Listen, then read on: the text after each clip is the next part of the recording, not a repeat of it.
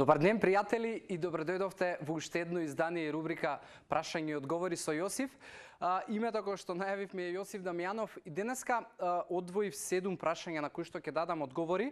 Повеќето од прашањата се поставувани на социјалните мрежи во моја приватна порака. Може да ги користите, подолу има на екраните како може да ги најдете моите профили на Инстаграм и на Фејсбук, кој што е најголемата интеракција. Може да го правите тоа и користејќи го хаштагот AskJosif. И она што ме радува, и денеска веќе имаме две прашања кои што се поставени телефонски пред да почне рубрика, односно во претходните денови. За да оставиме повеќе време за прашањата, односно одговорите кои што вие ги барате, веднаш ќе почнеме. И првото прашање го имаме од Марина со долна црта Димовска, која што прашува дали има разлика помеѓу бел и кафеав шекер и што е стевија, што го слушам често како природен засладувач. Марина, белиот и кафеавиот шекер практично јас би рекол дека немаат никаква разлика. Може би во кафеавиот шекер има малку незначително поголеми проценти на одредени минерали, но тоа е толку незначително и во мали количини што речиси не прави никаква разлика дали ти ќе конзумираш кафеав или бел шекер. Ја и двата би ги ставил во кош за неквалитетен додаток во храната која што ја јадеш. Стевија од друга страна е засладувач кој што се почесто го слушаме и тоа е едно растение кое што исто може да даде блажина на твоите оброци или напитоци, но она што е позитивната страна кај ова растение што има 0 калории за разлика од белиот, односно кафеавиот шекер.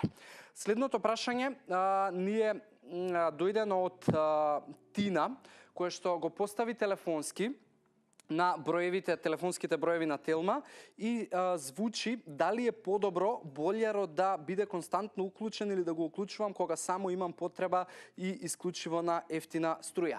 Тина, ова е моја траума од детството, затоа што моите родители секогаш ми скренувале внимание доколку болјарот е уклучен можеби целодневно, доколку не е уклучен на ефтина струја. Искрено е супер прашањето и мене ми интересираше да го најдам одговорот и го најдов кај двајца мои пријатели од Велес, кои што се занимаваат со трговија на градежни материјали и со санитарија.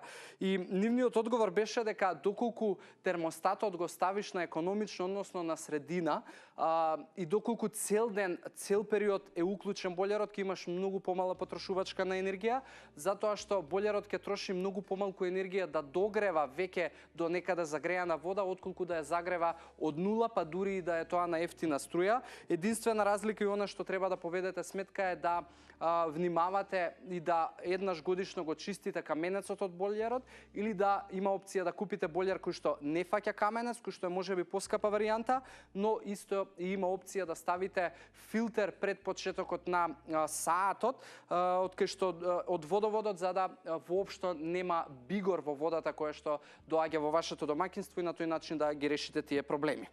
Следното прашање ни доаѓа од Стефи Левтеровска, која што прашува што мислиш за справите за вежбање од Topshop.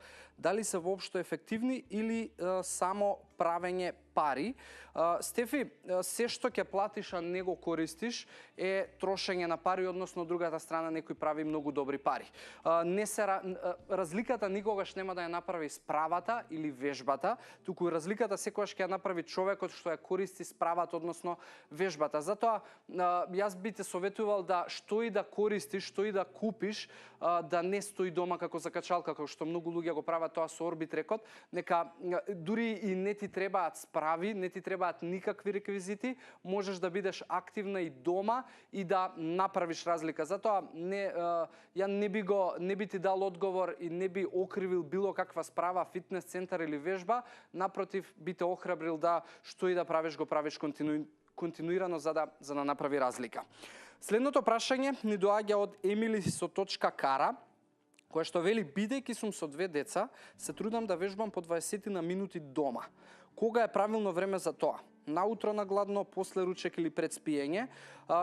Емили, правилното време за вежбање е времето во кое што ќе вежбаш. Ја исклучиво така би го формулирал тоа, затоа што многу луѓе чекаат да ја најдат тајната за трите вежби најефикасни, за најдоброто време, за најдобриот оброк пред вежбање и после вежбање, но единствената разлика, која што и кажав и на Стефи, ја прави твојот континуитет.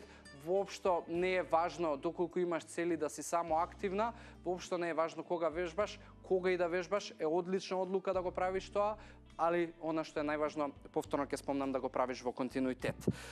Следното прашање ни доаѓа од Марија со точка Блажеска, кој што вели: јас се уште користам запршка за готвење, пренесена од моите дома. Зошто се прави тоа и колку е правилно?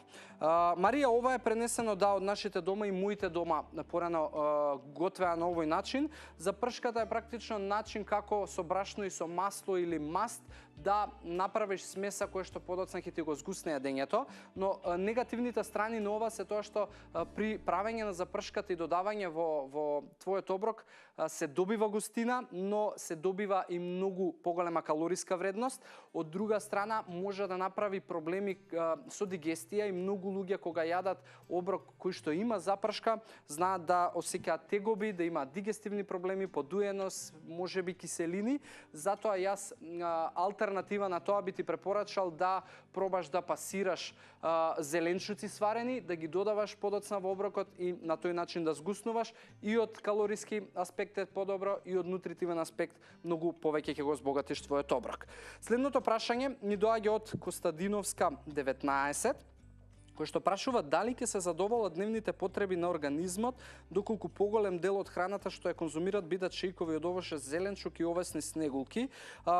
Костадиновска дефинитивно нема да се задоволат, значи телото не бара само неколку групи на производи кои што се овоше, зеленчук и овесни снегулки. Јас би ти предложил да овие само ги ставиш во опција меѓуоброци и ужинки, и при тоа главните оброци како појадок, особено ручек и вечера, да ти бидат комплетни оброци, да не биде само тоа овоше, зеленчук и овесни снегулки, бидејќи повеќето од луѓето сметаат дека хранењето здраво е самото по себе добро, но тоа не значи дека и правилно и доволно, затоа разграничи ги поимите здраво и правилно. И гледај да имаш овие да ти бидат меѓуоброци, а секако да имаш и 3 претходни комплетни оброци. И последното прашање за денеска ни доаѓа од Тања, која што исто така го постави телефонски. И незиното прашање е: зошто коса белее и дали постои начин да се забави или барем да се фарба косата без да се нанесува дополнителна штета на влакното и на скалпот? Тања, предпоставувам ти се ближи 30-ката година или можеби си ја надминала, штом си го поставила ова прашање. Но како и да е, она што треба да го знаете дека прва работа, косата не белее врз база на стрес, како што многу од луѓето сметаат дека од стрес мене косата ми обеле. Тоа е узречица која што многу ја користат. Косата најмногу белее поради тоа што веќе особено после 35-та година коренот, односно фоликулите на влакното не можат да произведуваат толку доволно боја како што произведувале во помладите години, и најмногу подлежи ова на генетика. Не може да се спречи, затоа многу луѓе избираат да ја фарбаат косата, и искрено до почетокот на оваа рубрика не најдов некоја алтернатива и нешто што можеби ќе ти помогне за да не правиш толкава штета на влакното на косата и на скалпот. Ќе бидам упорен и ќе се потрудам да најдам, бидејќи сепак ми беше кратко времето, и верувај дека ќе ти одговорам назад на бројот кој што веќе го имаме тука во телевизија. Така да, тоа за денеска беше и последното прашање. Ви благодарам на секој од вас за храброста да поставувате прашања, и ги охрабрувам сите останати да даваме што поголема содржина и вредност за оваа рубрика, бидејќи јас уживам во тоа да одговарам на вашите прашања. Претпоставувам и одговорите кои што ги добивате помагаат на многу луѓе кои што можеби си ги поставуваат истите прашања и ги имаат истите дилеми. За оваа епизода и денеска завршуваме. Она што ми останува е да ви посакам здрави животни навики, да ви посакам убав ден и да се видиме веќе следната среда. Чао, чао.